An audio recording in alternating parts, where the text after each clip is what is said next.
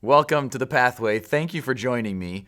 We just spent some time in the message this weekend in Numbers 16, 17, and 18, all of which are places that God was using to affirm His chosen one, His high priest, because of the way that it points forward to Jesus as the ultimate high priest. That all this stuff about Aaron was foreshadowing Jesus.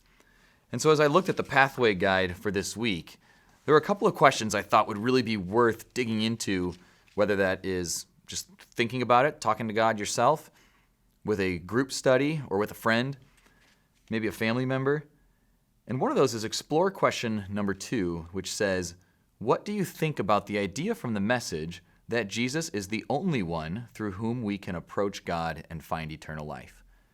The idea that Jesus is only the way to God. How does that hit you?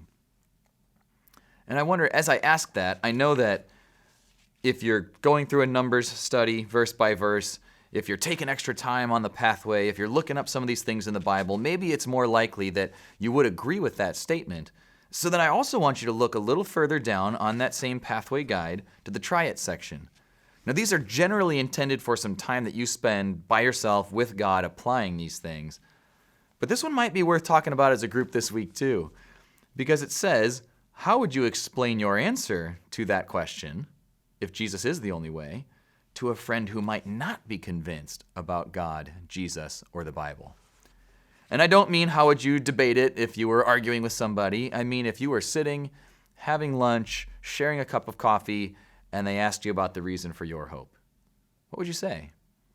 If they were concerned about the idea that God would only have one way to find him, what kind of tone, what kind of words, what kind of heart would you put behind your explanation? You see, all of us have had that explained to us from somewhere if we've become Christ followers. And it's so important that we're prepared to share that with others, with our family, with our friends. Because as you look at Hebrews 4, one of the questions brings that up. And so I just thought I would read this as an encouragement to us about exactly how Jesus fulfills that high priesthood.